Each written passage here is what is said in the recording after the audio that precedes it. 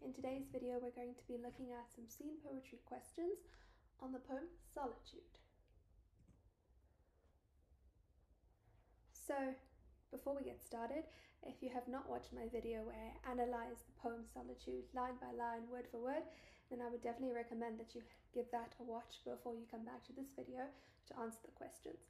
Because obviously as a scene poetry exercise, there is an expectation that you understand the poem itself, that you've seen it before, that you've studied it before, and that you understand all the figures of speech, all the nuances, the tone, the diction, the theme, all those different things like that. So please go ahead and watch that video. Come to this video once you've actually studied the poem and now you're working on answering your questions, how to answer poetry questions, your answering techniques, and applying your knowledge of the poem Solitude in your paper 2 exam.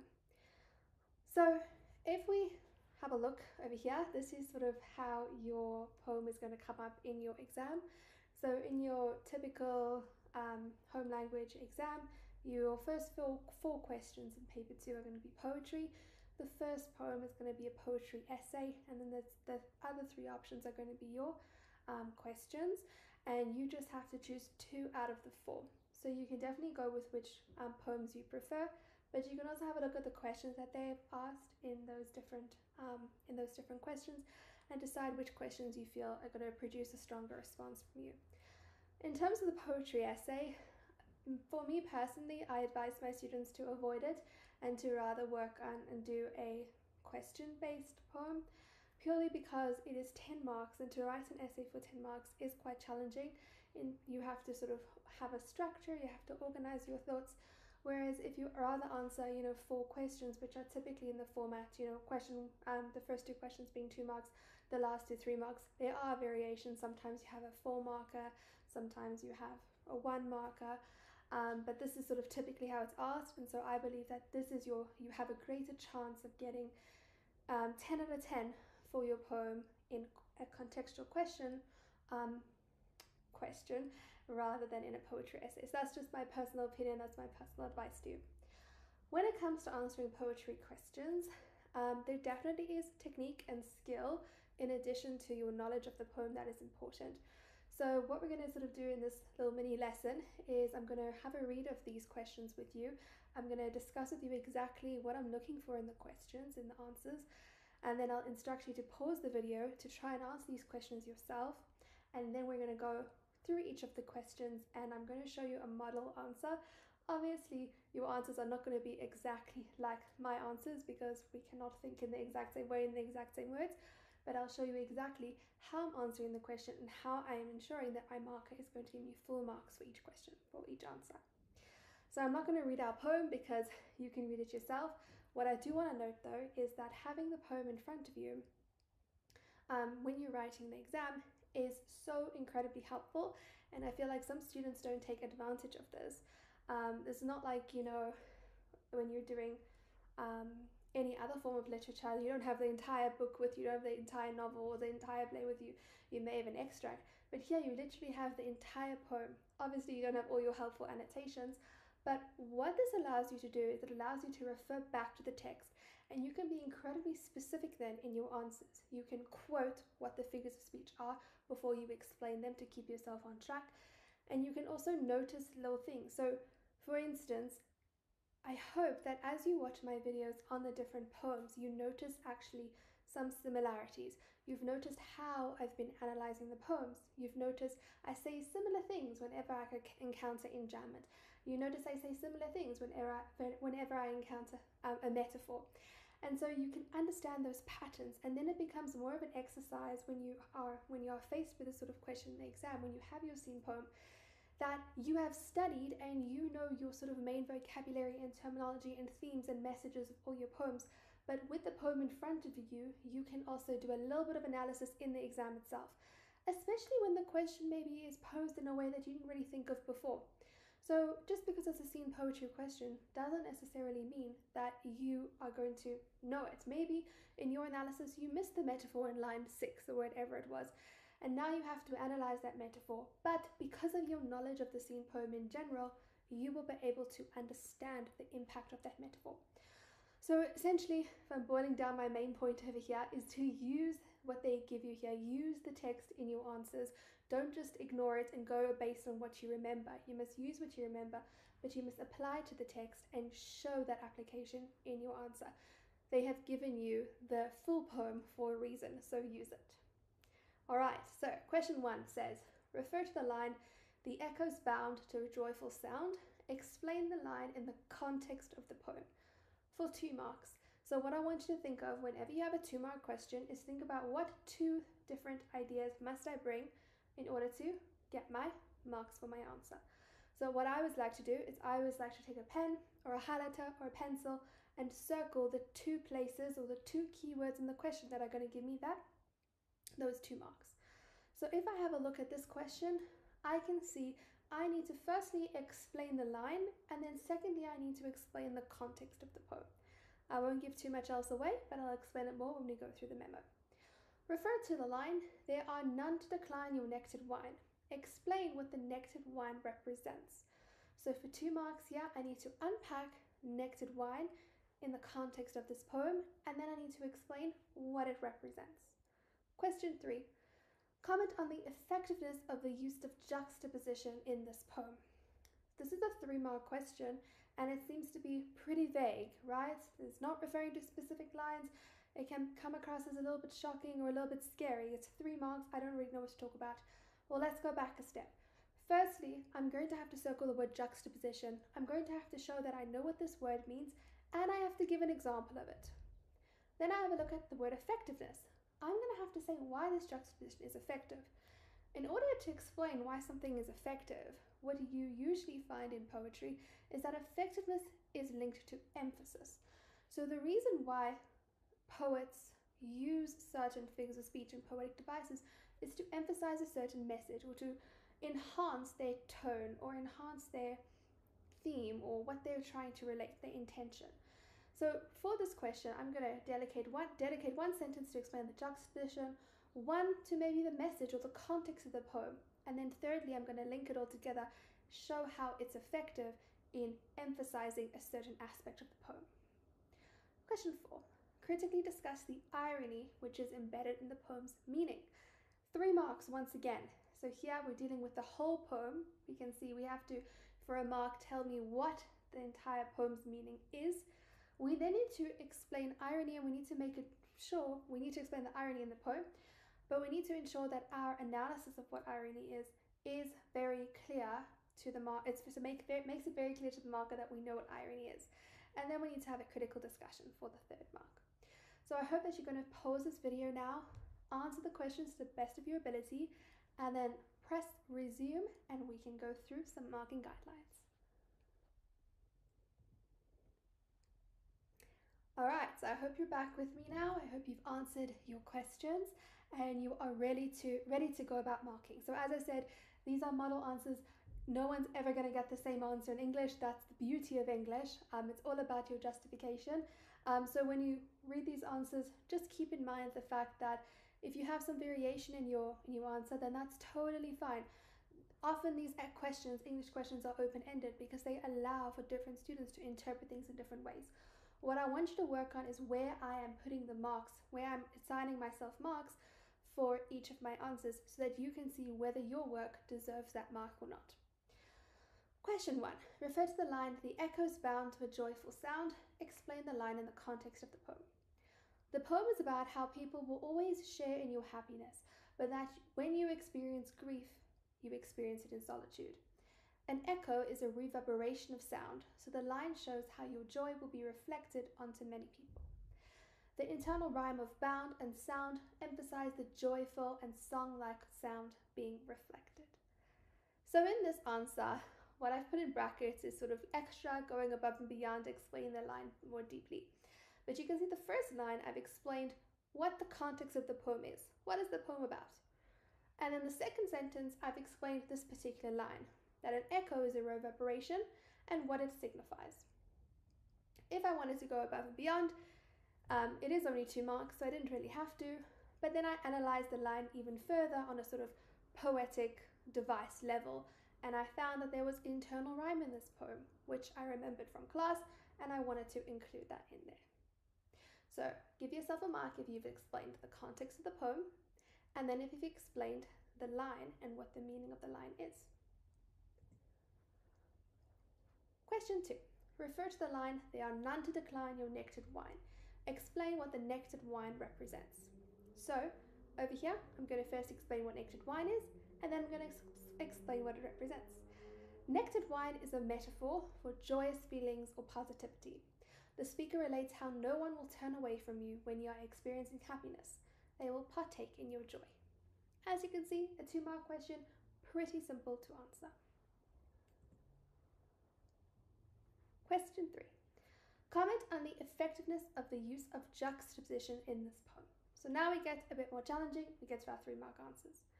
The juxtaposition of sing and sigh contrasts the feelings of joy and grief and the different reactions the world has to these emotions. When you are happy, people join in your celebration, but when you are upset, people do not partake in your emotion. The use of these contrasts throughout the poem emphasizes the message of self-reliance and the reality that grief is an emotion dealt with in solitude.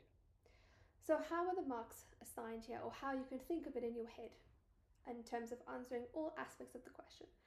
As you can see, the first line, I've explained the juxtaposition, and in my explanation, I've quoted from the poem. So I've used the poem to guide me, especially because this question did not say refer to any particular lines. It just said refer to the poem, and so I want to show the marker exactly what I'm referring to in the poem, which part I'm referring to. So no, I'm not going to copy out the whole poem, but I'm going to quote these 2 words to show the contrast between them, sing and sigh. I also use the word contrast in this sentence because I want to show the marker I understand what juxtaposition is. So I've explained what the juxtaposition is. Then I've gone ahead and explained the context or the message of the poem, that when you are happy, people join your celebration, but when you're upset, people do not partake. And then lastly, I've explained the effectiveness for the 3rd mark. So I've said how the use of these contrasts emphasize the message of the poem, and I've added in there some nice vocabulary that I learned when I studied the poem. If you look at my previous video on the poem, I've analyzed some themes. So I've used some of that vocabulary in this answer, and I've said the message or the theme of the poem is self-reliance, and that grief is an emotion dealt with in solitude. And then I'm going to award myself 3 out of 3. Question 4. Critically discuss the irony which is embedded in the poem's meaning. 3 marks. The poem is about how happiness is shared, whereas grief is experienced in isolation. The speaker expresses how when we die, we file through one by one, showing how death and grief are solitary journeys. However, the fact that we must all experience life in this way highlights the irony of the poem, as the experience of solitude is universal and therefore a unifying commonality. So in this question, the last question is always a little bit of a thinker. It always refers to something very philosophical perhaps about the poem. And so here we talk about the irony in the poem's meaning. So I've started off by explaining what the poem is actually all about, what the poem's meaning is. That was my first sentence, that's my first mark. Then I've gone on to explain more about the poem's meaning, but I've used some specific examples to showcase the irony. I haven't explained the irony yet in that second sentence, but then I've explained it in the 3rd one once I've given a particular example from the poem. So remember that because you have the poem in front of you, it is an expectation that you provide specific reference and specific examples from the poem in your answer. And then in the 3rd sentence, I've explained the irony, and irony is the opposite of what is expected. And so here we can see that it's opposite of what we expect. The poem's all about solitude, about being, having this individual experience, and yet because we all have to go through life in solitude or go through the process of death in solitude, we are unified by that. I hope that you found this video helpful in your study of poetry and study of answering techniques. I will continue to do them if you guys enjoyed this poem. So if you enjoyed this video, please let me know by giving the video a thumbs up and by subscribing to the channel, and I'll see you in the next video. Hello and welcome to another Tri-tutors video. In today's video we're going to be doing some scene poetry questions on the poem The Morning Sun is Shining. In one of the previous videos that I did on questions on the poem of Solitude, I went into a little bit of detail of how to answer poetry questions. So today we're just going to dive into the morning sun is shining questions. Firstly, I would definitely recommend that you go and watch my video of the analysis of the poem The Morning Sun is Shining. This video we're just going to be looking at some questions, so we're not even going to read the poem because I understand that you've read the poem, that you've studied it, and now you're ready for some questions. So I'm going to read through the questions with you and comment on a few things as we're reading these questions.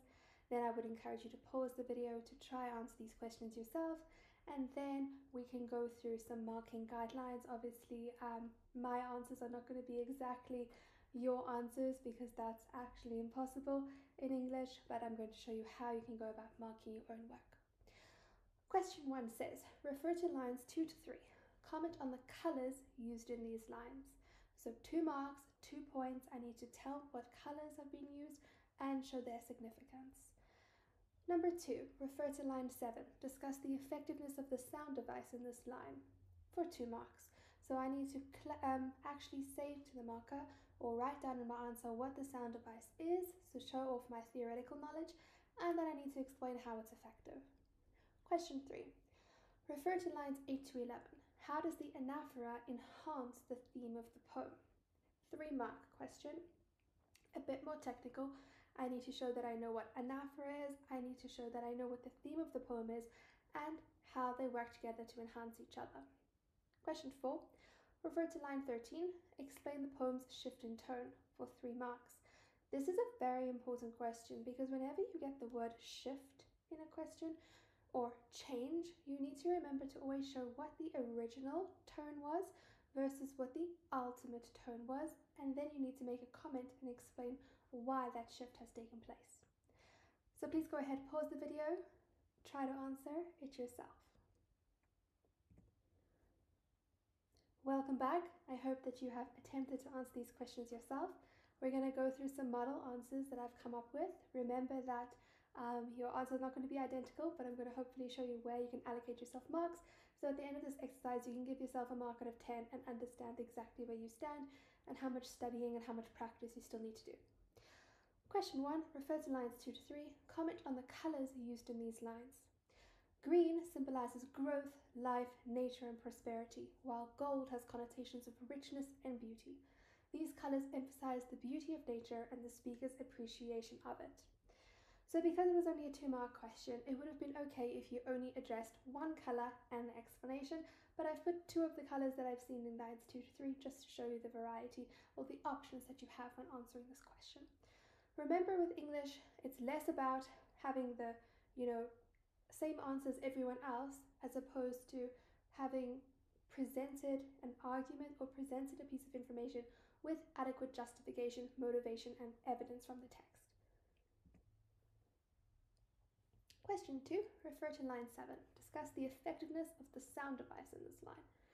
The alliteration of the longing and lilting L sound in life and light is effective as it emphasizes the lightness and excitement associated with nature and the positive form of lethargy and ease the sunlight provides. So usually I say 2 marks means 2 sentences, but as you can see, this sentence is quite long and quite jam-packed. So the first mark I'm going to get is for the first part of the sentence where I've said the alliteration of the longing and lilting L sound in life and light. That's 1 mark. And then explaining its effectiveness or how it emphasizes the lightness and the excitement of nature, that is the 2nd mark. Question 3, refer to lines 8 to 11. How does the anaphora enhance the theme of the poem? Whenever you get a theoretical question like this, you must always analyze or define each of those aspects within your answer. So I'll start off by explaining what the anaphora is.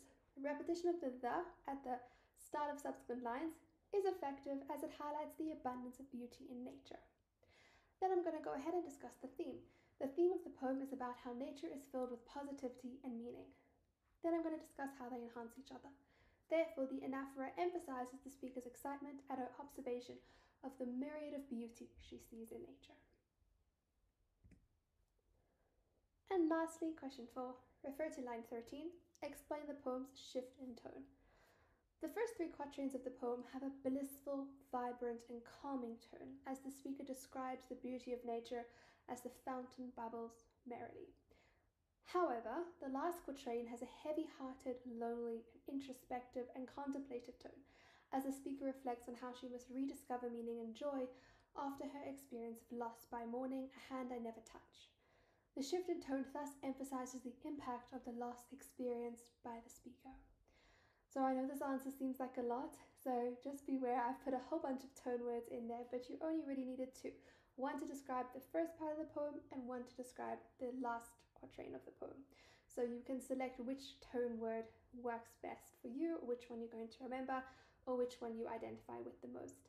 So as you can see, the first sentence, I explained the initial tone, second one, the last quatrain's tone, and thirdly, I have shown how that shift can be explained. I've commented on that shift, how it links to the meaning of the poem. You can also notice in this answer that I've used quotes, and those quotes are just elevating my answer. I haven't used the quotes just to answer the question, because that wouldn't be answering the question by just quoting from the text, but I've used the quotes in the answer to bolster the answer, and therefore this is an answer that's definitely deserving of 3 marks. I hope that you found that video helpful. Please remember to like and subscribe, and I'll see you in the next one. Hello and welcome to another Tri-tutors video. In today's video we're going to be looking at some scene poetry questions for The Child Who Was Shot Dead by Soldiers in Nyanga. I've created 4 questions to sort of mimic the exam style, and let's get into it. So firstly, there's a couple of videos I would advise that you watch before you get started on this video. So firstly, I would watch the scene poetry video that is on my channel, as well as the video on studying this particular poem and all of its details, line by line analysis, The Child Who Was Shot Dead by Soldiers in Nyanga, because we're not going to go through it now, we're just going to focus on the questions now. And then lastly, I would recommend that you watch the video with the solitude questions, because I give you a bit of background in terms of how to answer poetry questions. So please watch all of that before we get started with this poem. So let's read our 4 questions together and sort of analyze them a little bit before you can pause the video, write your answers down, and then meet me back here to go through the answers. So number 1 says, refer to the title and the first line, account for the paradox with reference to the theme of the poem. So this is a 3-mark question, so you need to aim to have at least 3 sentences in your answer. You need to explain the paradox by referring to the title and the first line, which makes sense because paradox is a form of contradiction, so you've got to address the one thing and then show how it contradicts the other thing. And then you also need to make mention of the theme of the poem. Number 2, provide 2 pieces of evidence from the poem which alert the reader to it being about South Africa. This is a pretty straightforward question. You just have to provide 2 pieces of evidence here. Number 3, account for the anaphora in lines 18 to 22. So here you need to show your marker that you know what anaphora is and explain why it is used here. And number 4, refer to the final stanza, explain the irony in the final line of the poem. 3 marks. So here you need to obviously look at your final stanza, which is the 1-line stanza, and you need to explain the irony. And irony is also a form of contradiction, so there's 2 aspects to discuss, and then you can discuss the effectiveness of it. So I encourage you to pause the video here to try and answer the questions yourself, and meet me back. We're going to go through some model answers. I hope that you gave that a go. So now we're going to go through some model answers to these questions. Remember, no one's going to have the exact same answers as anyone else. That is the beauty of English. So it's really about looking at these model answers and seeing that you have approached it in a similar way, approached the question in terms of answering each part of the question accurately and explaining yourself well enough. So now question number 1, refer to the title in the first line, account for the paradox with reference to the message of the poem. The title indicates that the child was shot dead. Yet, the first line contradicts this by stating that the child is not dead. This statement is seemingly contradictory and can thus be termed a paradox. The message of this poem is about the enduring power of the anti-apartheid movement, and how even though the child is physically dead, his spirit remains alive to inspire the resistance fighters. Therefore, the paradox highlights the message of the poem. So here, you needed 2 marks explaining your paradox, each aspect of the paradox and why it's contradictory, and then a mark for the message of the poem. Question 2. Provide 2 pieces of evidence from the poem which alert readers to it being about South Africa. The use of the word heather refers to the veldt of the South African landscape. and the listing of places such as Nyanga and Sharpeville show readers that the poem is set in South Africa? That's a fairly straightforward question. I hope that you got it right. Question 3. Account for the anaphora in lines 18 to 22. The anaphora of the child, I should have maybe put here, it's the repetition of the word or the phrase at the start of subsequent lines to really show my marker I know what anaphora is, but I have quoted the anaphora, which is good enough as well. Is effective as it emphasizes that the child and the resistance his legacy represents has abundant influence which affects every part of society. So in this answer, I'm going to get a mark for showing I know what the anaphora is, and for my explanation, which as you can see links to the theme of the poem. So whenever you're in doubt, link the figure of speech to the theme or the message of the poem, or in this case the poetic device. And lastly, question 4. Refer to the final stanza. Explain the irony in the final line of the poem. The apartheid government attempted to control African people through the implementation of the pass law system. However, the child's legacy is unbounded and unlimited as it moves without a pass. The child's legacy will inspire resistance despite the efforts of the apartheid government to limit African freedom. The irony emphasizes the unyielding and defined spirit of resistance. So in your answer, you had to make it clear that you knew what irony meant. It's when the opposite of what is expected occurs. And so here it is not expected, well, the apartheid government would not expect that the child's legacy would, inspire so many people because they've tried to restrict African freedom, and yet the child's legacy is limitless. Thank you so much for watching. I hope that you found this video helpful. I'll see you in the next one. Hello and welcome to another Tri-tutors video. In today's video, we're going to be looking at some exam style questions on the poem Talk to the Peach Tree. So please remember that before you attempt this questions video, I would definitely recommend that you watch 3 other videos beforehand. Firstly, the scene poetry video I recorded a couple of years ago. That's really important in terms of knowing how to study scene poetry and how to answer the questions. Secondly, I would advise that you watch the line-by-line analysis that I have on the poem Talk to the Peach Tree so that you are prepared to answer these questions. And lastly, if you could watch the video that I made on the poem Solitude, on the questions for the poem Solitude, that would be extremely helpful because in that introduction I've explained in a bit more detail how to answer poetry questions in an exam setting. So I'm not even going to read the poem. I assume that you've studied it at this point. Let's get into the questions. Question 1. Refer to the title. Explain the significance of the symbol of a peach tree. 3 marks. So there's quite a bit to explain here. My hint here is to explain a peach tree, but also to link it to the theme or the message of this poem or the context. Question 2. Refer to stanzas 4 and 5. Account for the indentation. Nice, easy 2-mark question. Question 3. Refer to line 13. Explain the imagery of the rubbish heap. 3 marks. So you've got to explain what a rubbish heap could represent and what its use here, why its use is significant. Question 4. Refer to the final stanza. To whom does the speaker refer when he remarks on the devil himself? So a 2-mark question explaining who the devil himself is and how we know that. So I would encourage you to pause the video here to give these questions a go, to try and answer them yourself, and then resume the video when you're ready to mark. I hope that you gave the questions a go. Let's get into marking. As always, no one's going to get the same answer as anyone else for English. That's the beauty of English. So look at these model answers and just try and pick up on the key elements that I've included, how I've answered every single part of the question, and how long the question is to fit the mark allocation. How long the answer is to fit the mark allocation, I mean. Question 1. Refer to the title. Explain the significance of the symbol of a peach tree. A peach tree is symbolic of family roots. A peach tree is privy to its own space and requires sunlight and water to grow and bear fruit. It thus symbolizes the aspiration of African people under the oppression of apartheid, as they were denied their own land and a stable place to grow and succeed. Question 2. Refer to stanzas 4 and 5. Account for the indentation. The indentation shows a break in the poem's message as the speaker makes comments regarding his cynical perspective of words and negotiations, which seem to have lost their meaning, before resuming his invitation for people to talk about the way the new South Africa should be. So if you notice the indentation of these lines, as I discussed in the video on Talk to the Peach Tree, is he's talking a lot about let's talk, and then stanzas 4 and 5 is a break from that. It's a completely different tone and a completely different message. It's the writer's personal aside. Question 3. Refer to line 13. Explain the imagery of the rubbish heap. A rubbish heap has negative connotations and refers to how the apartheid regime treated African people like rubbish. This imagery thus emphasizes the dehumanizing effect of apartheid and the urgency of the message the speaker shares. The negotiation should include statements from every part of society to ensure the inclusivity of a new South Africa.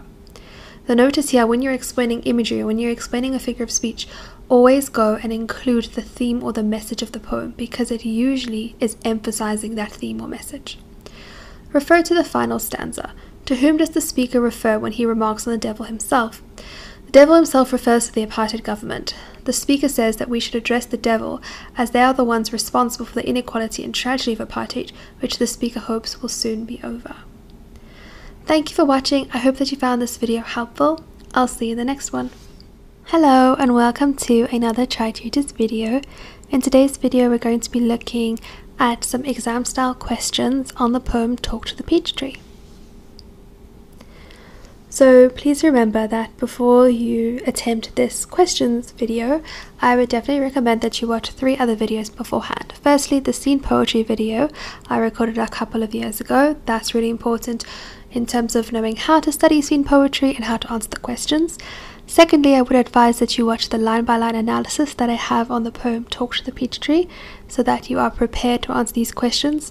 And lastly, if you could watch the video that I made on the poem Solitude, on the questions for the poem Solitude, that would be extremely helpful, because in that introduction I've explained in a bit more detail how to answer poetry questions in an exam setting. So I'm not even going to read the poem. I assume that you've studied it at this point. Let's get into the questions.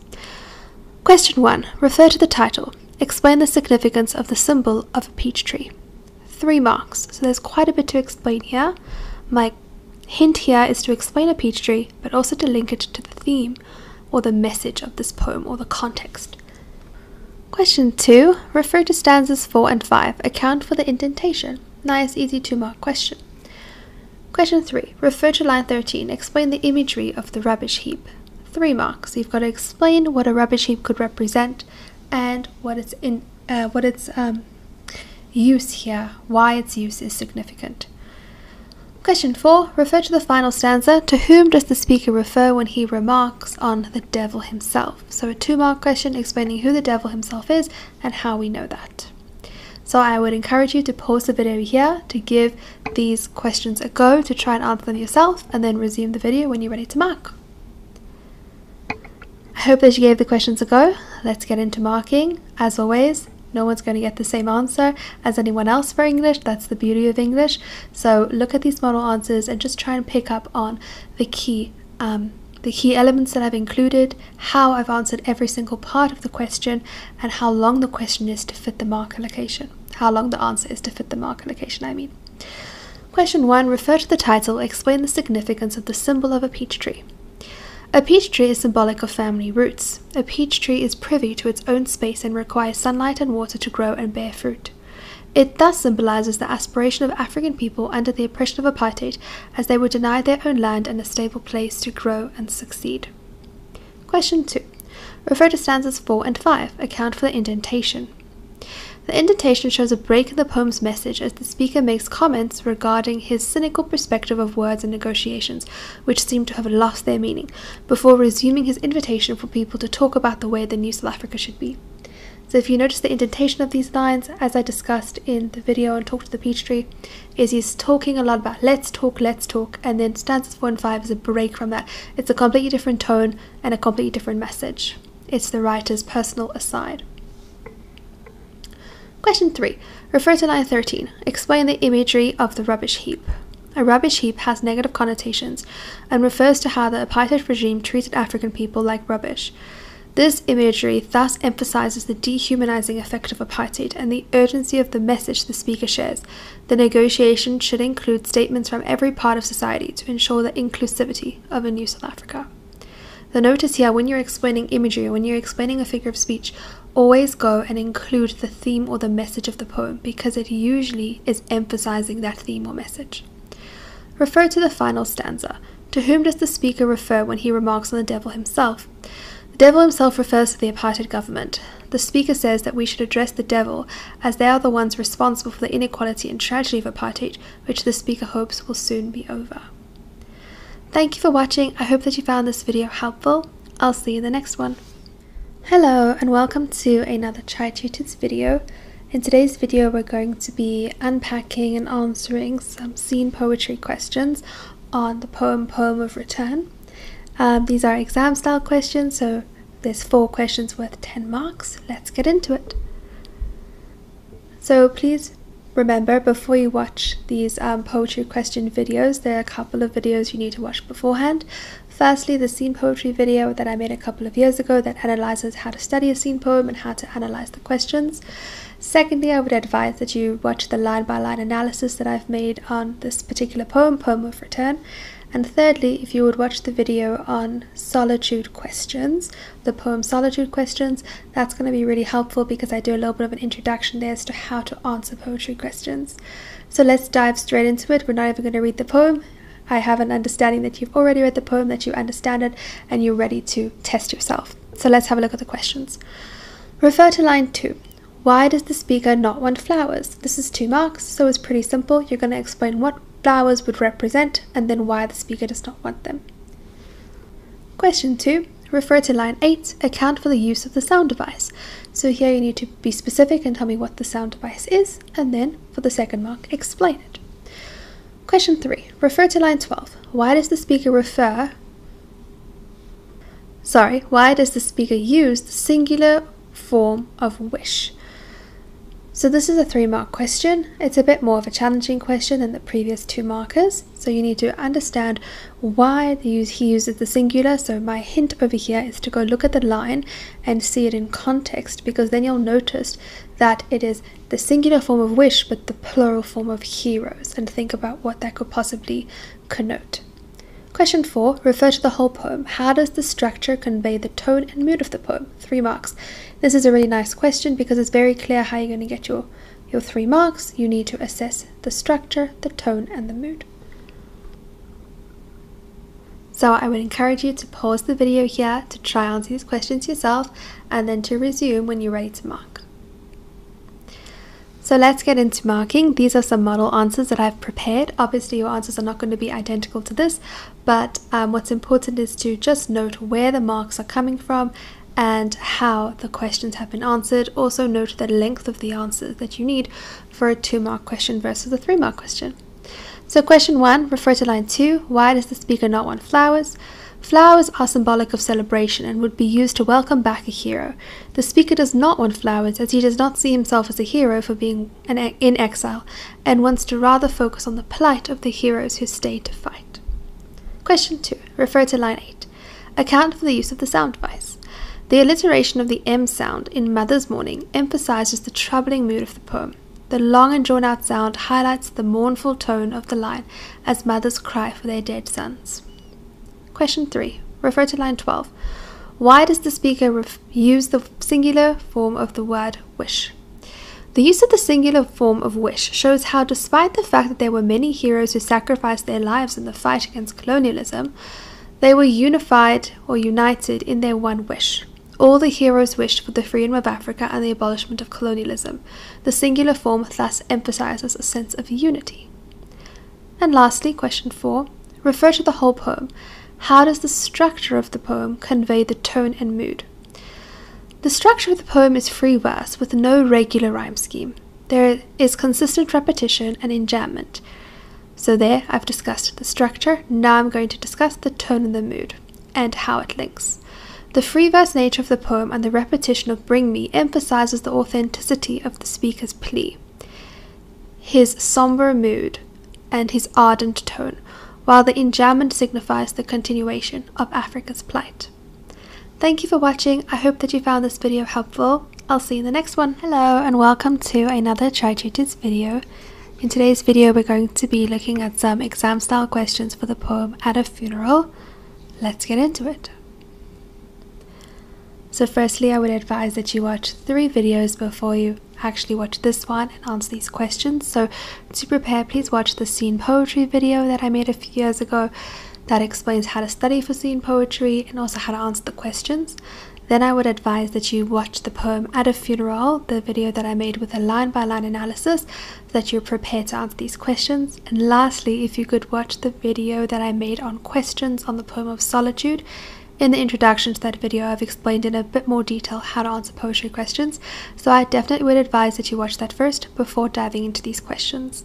So I'm not even going to read the poem. I'm assuming that you've read it, that you know it, that you've studied it, and you're ready to answer the questions now. Question 1. Refer to the title. Evaluate the effectiveness of the title for 2 marks. Question 2. Refer to lines 5 and 9. Account for the exclamation marks. 2 marks. Question 3. Refer to line 9. How does the figure of speech enhance the message of the poem? This is a 3-mark question, so you need to explain what the figure of speech is, explain the message of the poem, and then show how they work together. Question 4. Refer to the last line. Account for the speaker's shift in tone. So here the hint is whenever they ask you about shift or change, you must always refer to what it was before and what it is afterwards and explain this shift. So I would encourage you to pause the video now to attempt to answer these questions yourself, and then resume the video when you're ready to mark. So let's get into the marking. As always, no one's ever going to get the same identical answer in English. That is the greatness of English. So when we are marking this, just have a look at my model answers and just see firstly how much I'm writing for each point. That's really important, and a lot of students either under-explain or over-explain. So have a look at how the sentences, the number of sentences or number of points match the mark allocations. And then also just make sure that you understand the details and look how I've explained what I'm thinking, because we can have different interpretations of a poem. It doesn't mean that one of us is right or one of us is wrong, but you just need to make sure that you explain your opinion with evidence, and then you can get the marks you deserve. Question 1. Refer to the title. Evaluate the effectiveness of the title. The title, At a Funeral, indicates the setting of the speaker's reflection. It notifies the reader of the somber message of the poem through the negative connotations of funeral. 2 marks, 2 points, 2 sentences. Question 2. Refer to lines 5 and 9. Account for the exclamation marks. The exclamation marks used by the words salute and arise indicate a call to action as well as a sign of respect. Question 3. Refer to line 9. How does the figure of speech enhance the message of the poem? The personification of freedom, which stirs our earth, is significant as it bestows power on the concept of freedom. The message of the poem is apparent in the second stanza of the poem as the speaker comments on the bravery of resisting apartheid and the importance of resisting in order to attain freedom. The personification of freedom therefore emphasizes the message of the poem as freedom is the primary aim of the resistance movement, and the power of this concept cannot be matched. Question 4. Refer to the last line. Account for the speaker's shift in tone. The speaker's tone has been reflective and contemplative throughout the poem. In the second stanza, he adopts an impassioned tone when describing his frustration with apartheid. However, in the last line, the speaker's tone becomes even more ardent and somewhat optimistic, as he proclaims that it is better that we should die than give up the fight for justice. Thank you for watching. I hope that you found that video helpful. I'll see you in the next one. Hello, and welcome to another Tri-tutors video. In today's video, we're going to be answering some exam-style questions on the scene poem of Fern Hill. So let's get into it. So firstly, how I start all of these poetry question videos is to remind you that there's 3 videos that you should watch before attempting these questions. Firstly, you should watch the scene poetry video that I made a couple of years ago about the skill of how to study scene poems and how to answer the questions.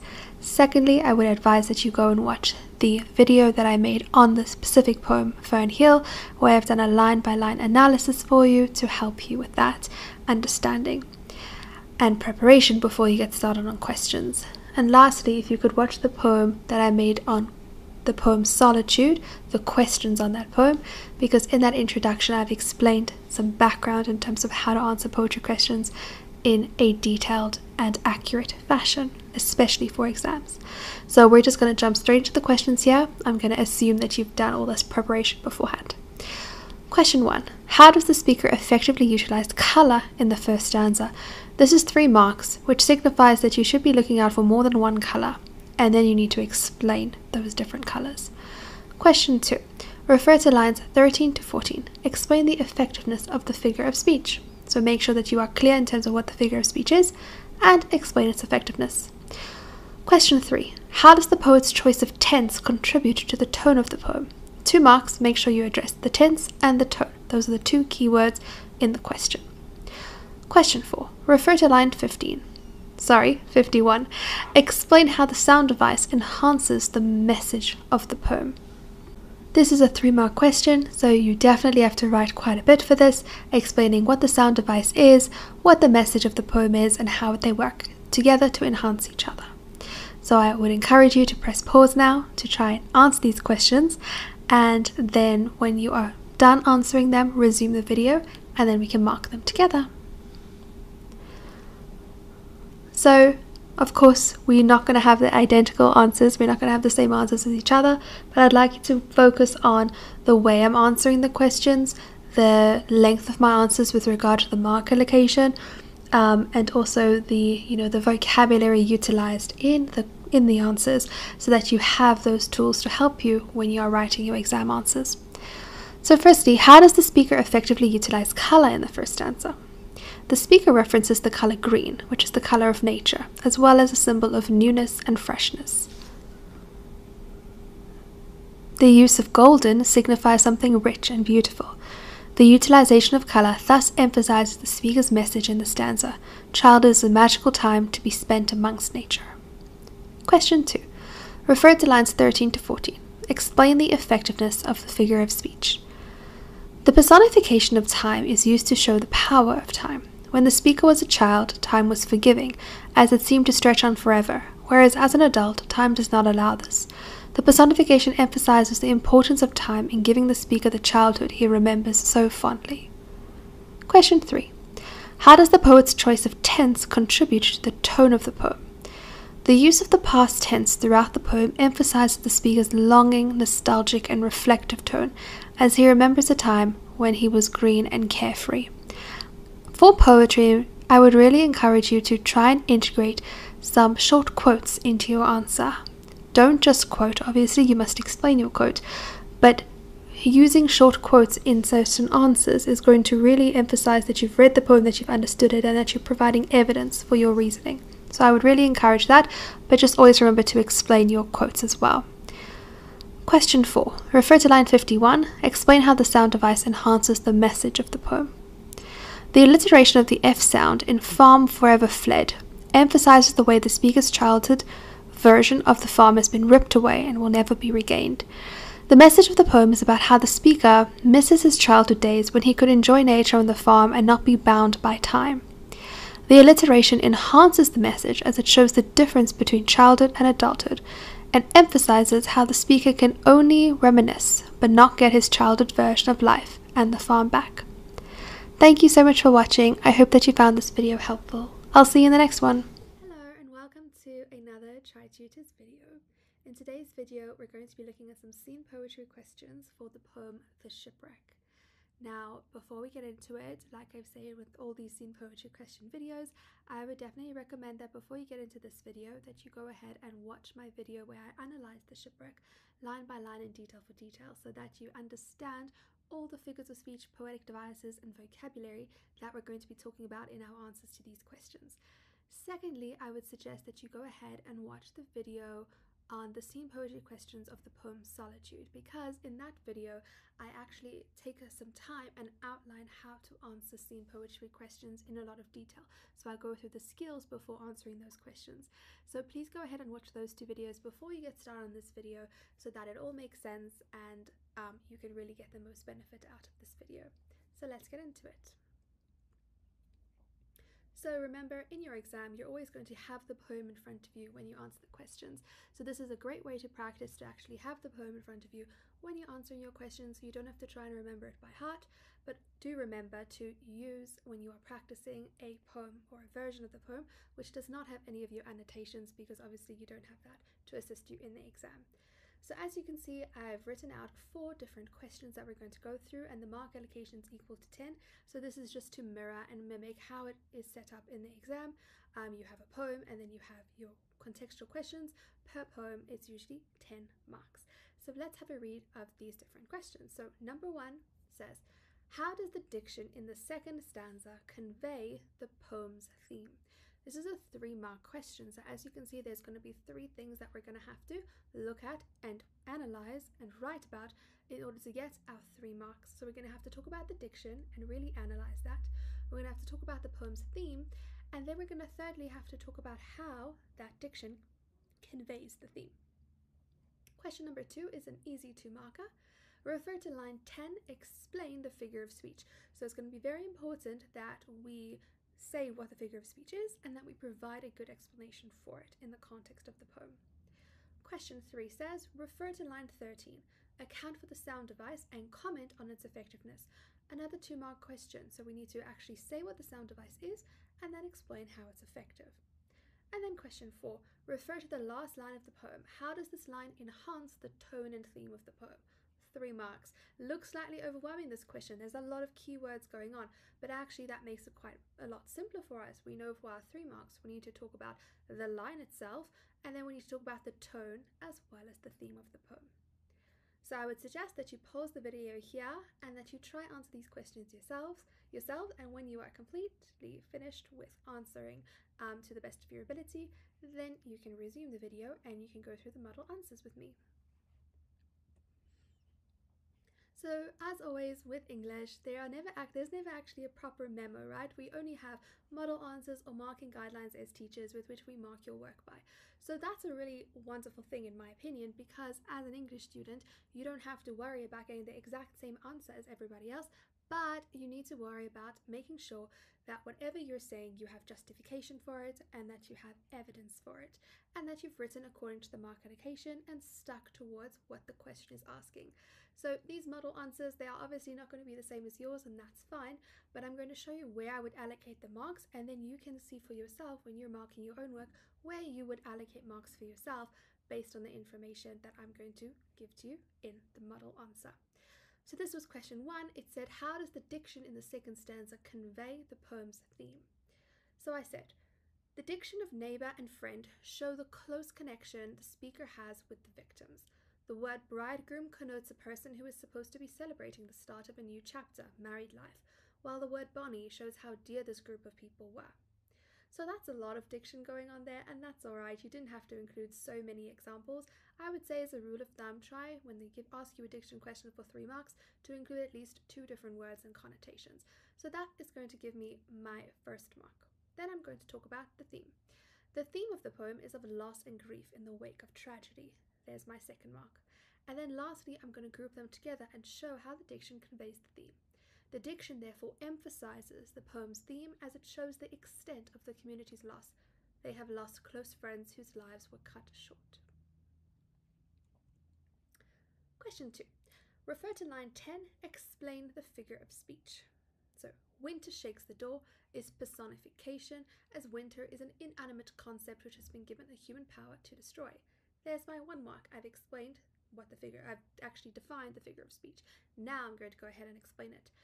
This figure of speech emphasizes the theme of the poem, which is about the power of nature to cause tragedy, as winter itself is seen to threaten the safety of the community by endangering the integrity of the doors designed to protect them from bad weather. So winter shaking the door, a really violent image, shows the power of nature, which is a key theme of this poem. Moving on to question 3, refer to line 13, account for the sound device and comment on its effectiveness. Silence suffuses the story, uses the sound device of sibilance through the repetition of the S sound. This creates a whispering effect as the children gradually realize the fate of the souls caught up in the shipwreck. The adults do not want to break the news to the children, and so the story slowly spreads in a whisper. This sound device is effective as it emphasizes the destructive power of nature as the community cower as they speak of the shipwreck. So my first mark is going to come after the first sentence where I've said that it's sibilance. Remember, sibilance is a form of alliteration. It's when we repeat the S sound. And then I would talk about the effect. When I talk about the whispering effect, that would be the second mark. And then the last mark is going to come from where I've started with the adults and right towards the end where I've explained how the theme or how the message is emphasized through the use of this sound device. And lastly, question 4. Refer to the last line of the poem. How does this line enhance the tone and theme of the poem? The last line of "and only the waves reply" shows that the adults cannot finish the tale of the shipwreck, as nothing they could possibly say could make the tragedy bearable or explainable. The waves have the last word, which emphasizes the theme that nature is a powerful force. The sorrowful and somber tone is further enhanced as the shipwreck still haunts the community so much that they can't speak of it, and only the waves act as a speaking witness to the event by continuing to flow. The last line acts as a reminder of the true force of nature over humans. So for these 3 marks, I'm going to allocate the mark for the line. So as you can see, the first bit when we said the last line of "only the waves reply" shows that adults cannot finish the tale of the shipwreck, as nothing they could possibly say could make the tragedy bearable or explainable. That is 1 mark. Then the theme, the waves of the last word, which emphasizes the theme that nature is a powerful force. There's my 2nd mark. And then my 3rd mark comes from explaining the tone and linking it all up together. Thank you so much for watching. I hope that you found this video helpful. I'll see you in the next one. Hello and welcome to another Tri-tutors video. In today's video, we're going to be doing some scene poetry questions on Sonnet 130. So as always with these videos, I would firstly recommend that you go ahead and watch my analysis video on Sonnet 130, where I've gone line by line, detail by detail, gone through the poem with you and analyzed all the figures of speech and poetic devices and given you some vocabulary with which to answer these questions effectively. So please go ahead and watch that if you haven't already before coming over to this video. And then I would also recommend that you go ahead and watch the video that I've made answering the questions on solitude. As you'll notice, that poetry video, the poetry questions video, is slightly longer than all the other ones, and that is because I've gone into a little bit of detail there as to how to answer poetry questions and how to go about breaking them down and answering them effectively so that you get all the marks that you deserve. So I would definitely recommend that you go watch those 2 videos and then come join me over here as we're going to look at some Sonnet 130 questions. So as you can see here, I've given you 4 questions, and if you tally up the marks, you'll see that it's 10 marks. So I've done this in order to mimic the exam style with which you receive your contextual poetry questions for scene poetry. So what I would recommend that you do is we're going to read through the questions together now, and then you can even set a timer to see how long it takes you to complete one section of your scene poetry questions in your exam. I always find when you get to that stage in your revision where you need to be, maybe you're a week or 2 weeks or even a month before you write an exam, timing yourself when you're doing activities is really quite helpful. So let's read through them, then you can pause the video, time yourself, write out your answers, come back and we can go through some marking guidelines. So question 1 says, explain the figure of speech in line 1. So pretty self-explanatory over here, 2-mark question, nice and simple. Remember to define what your figure of speech is and to then explain it for your 2 full marks. Question 2, evaluate the effectiveness of the speaker's use of contrasts throughout the poem. So this is a 3-mark question.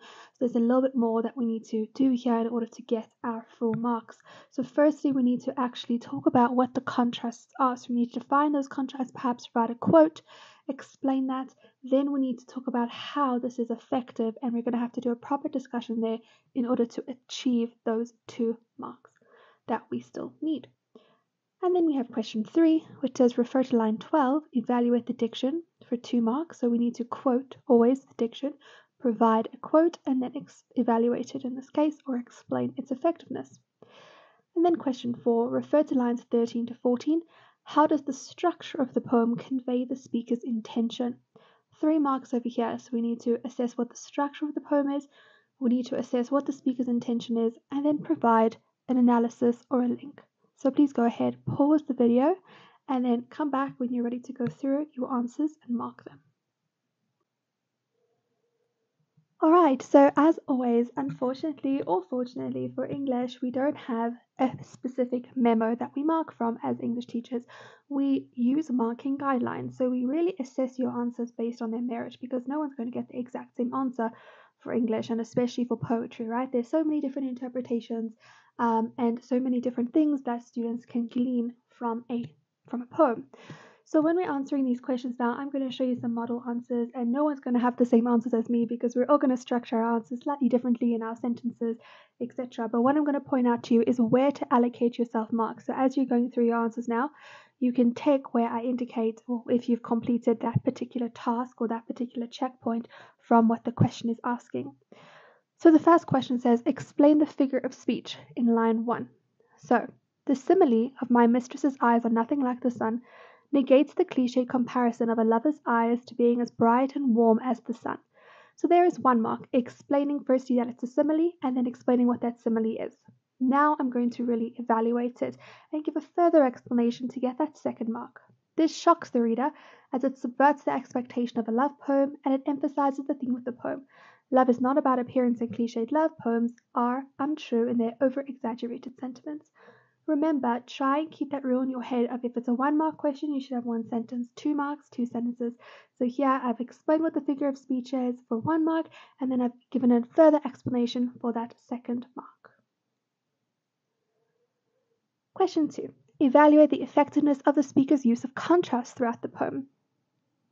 The speaker contrasts the way his lover looks and behaves to what lovers are typically thought to be like. He shows how his lover is not conventionally attractive as he relates how Coral is far more red than her lips red. He shows how his lover's lips are supposedly far from ideal.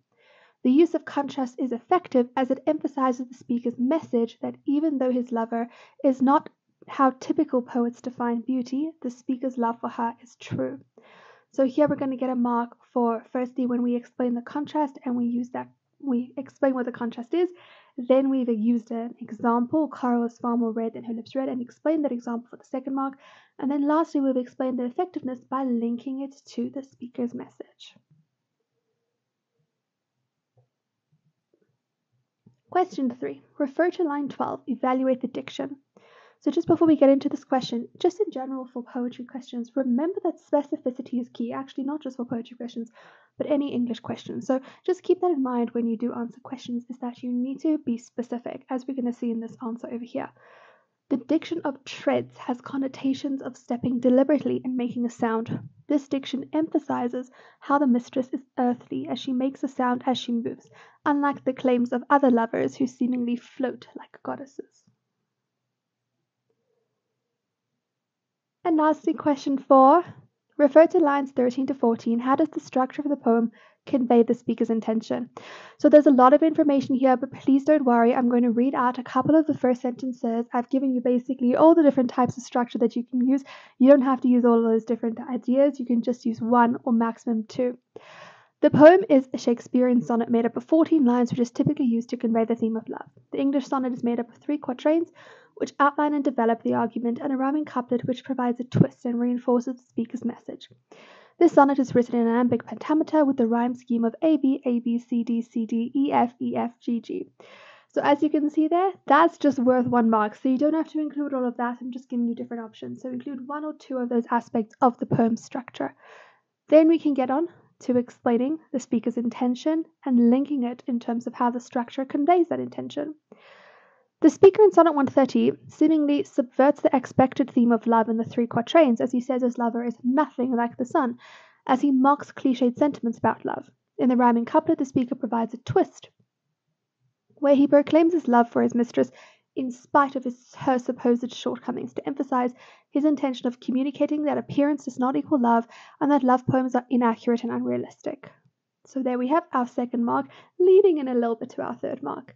And then to finalize that 3rd mark, to make sure we get 3 out of 3, the structure of the sonnet thus serves the speaker's intention to contrast the cliches with the truth about love. Thank you for watching. I hope that you found this video helpful. Please remember to like and to subscribe to the channel, and I'll see you in the next video.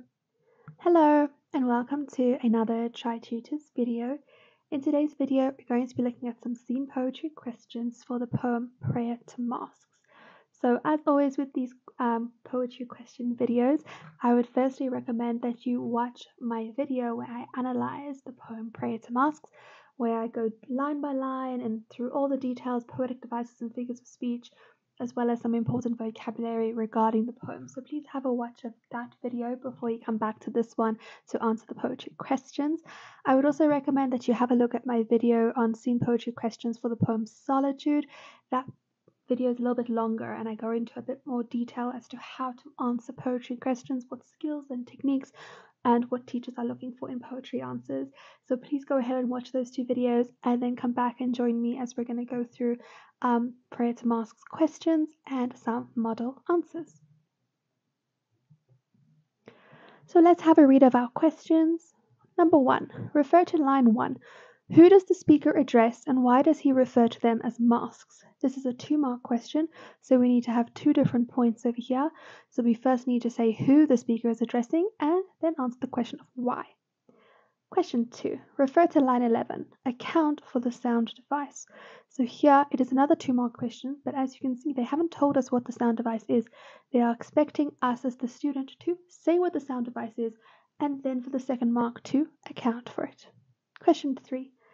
Europe to whom she is connected through the navel. Explain the imagery created in this line. 3 marks. So there's quite a bit to do here as it's a 3-mark question. So we need to explain the image, but we need to give 3 different points and a critical discussion as to how this image is effective, why it's present, etc. And question 4. Refer to lines 16 to 17. Evaluate the effectiveness of the question marks with reference to the message of the poem. 3 marks. So over here we need to underline the word message and question marks as well as effectiveness. So we've got to talk about what the question marks what they do. We've got to talk about the message of the poem and how these two are linked together and how they ultimately prove effective to the poem. So I would suggest that you pause the video here, try to answer these questions yourself, and when you come back we'll go through the answers together. So as always, there is no particular memo for English poetry questions. Your teachers and your markers are going to mark your answers based on their merit and according to whether you have ticked off certain, check boxes from the question.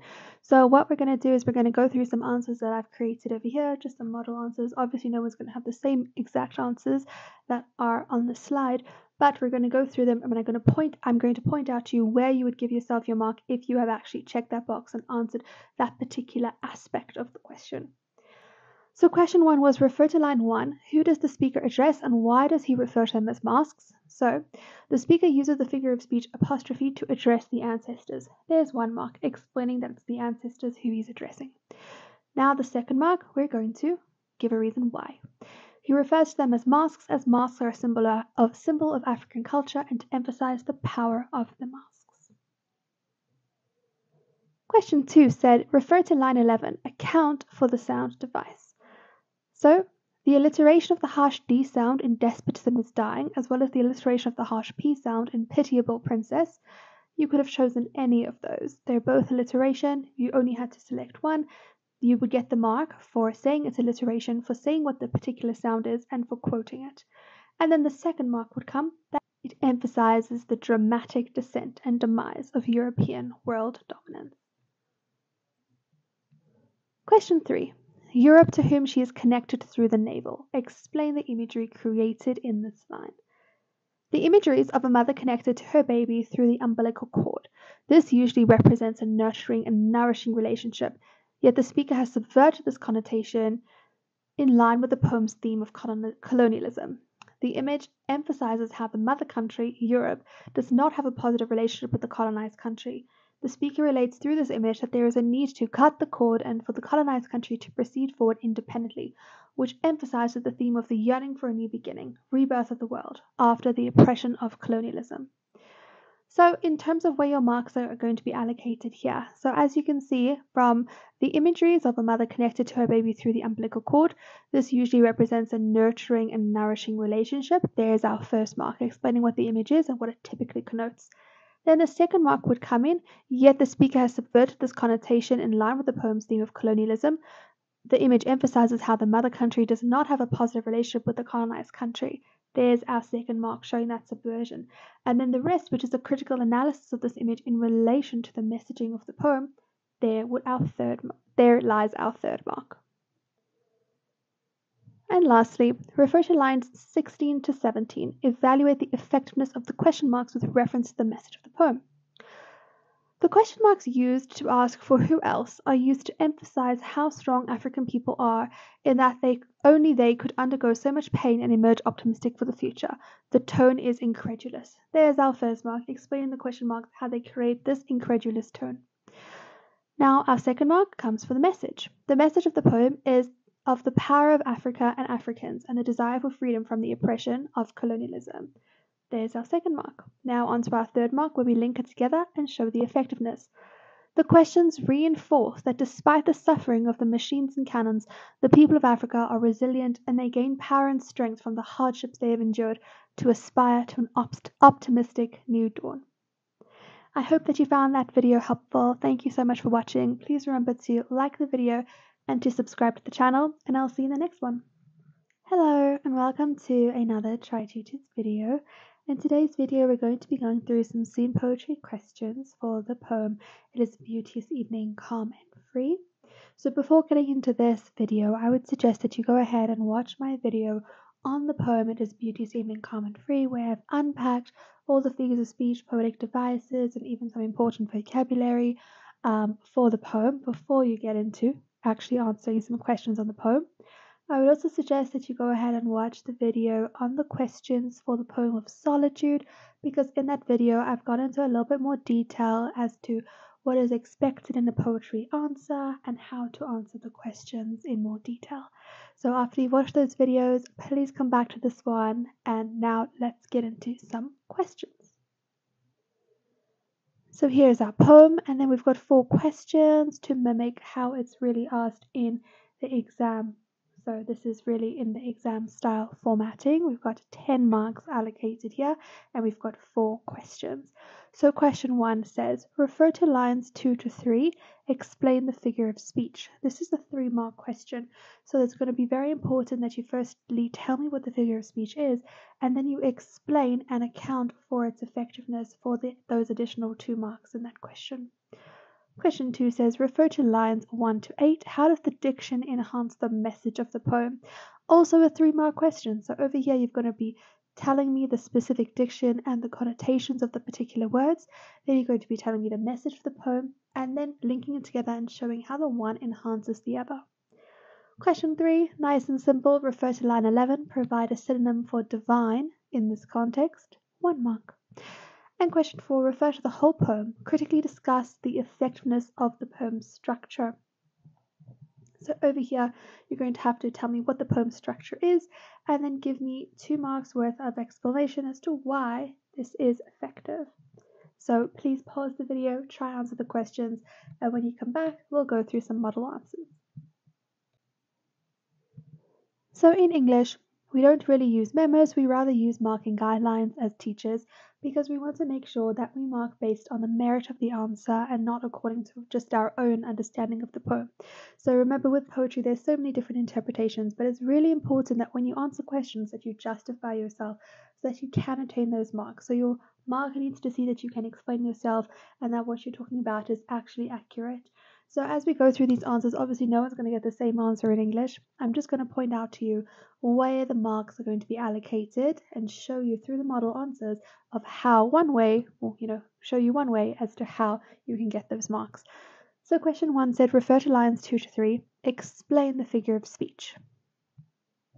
The holy time is quiet as a nun, breathless with adoration, is a simile which compares the evening to the prayer time of a nun. So there's 1 mark explaining the figure of speech. I've got that it's a simile, and I've shown what is being compared to what. The nun's prayer time is sacred and filled with wonder and awe as she prays. The speaker feels this way as he appreciates nature on this particular beauteous evening. He is in awe of the splendor of nature, and just as the nun is breathless with the presence of God, the speaker is breathless in the presence of nature's eternal tranquility. The simile therefore emphasizes the earnest tone of wonderment prevalent in the poem. So as you can see there, I've actually got 2 or 3 different ways of explaining, so I'm definitely going to get my 3 marks overall. So the first mark comes from just actually defining what the figure of speech is and what's being compared, and the other 2 marks come from linking it to the theme, how the speaker is feeling, and to the tone. Question 2. Refer to lines 1 to 8. How does the diction enhance the message of the poem? The octave of the poem uses diction with positive connotations such as beauteous, holy, and everlasting. Beauteous has connotations of grandeur and incomparable splendor, while holy connotes a godlike presence. So there I have my marks for diction, and I've got an additional one just to make sure I'm going to get those marks with. Everlasting has connotations of being eternal and immortal. Whenever it's a 3-mark question regarding diction, I would always suggest give at least 2 different examples just to cover yourself. Now we get the 2nd mark, which is the message mark. The message of the poem is about appreciating the beauty of nature with adoration and praising the presence of God within the natural world. And lastly, we're showing how the one enhances the other. The diction, therefore, enhances the message as it emphasizes the magnificence of nature, which lasts forever. Question 3. Refer to line 11. Provide a synonym for divine in this context. This is a very clear one if it's correct or incorrect.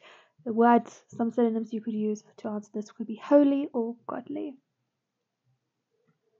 And question 4. Refer to the whole poem. Critically discuss the effectiveness of the poem's structure. The poem is an Italian or Petrarchan sonnet. It comprises 14 lines split into an octave with the rhyme scheme ABBA, ACCA, and a sestet with the rhyme scheme of DEF, DFE. So here we have that structure mark. Now we're going to discuss it.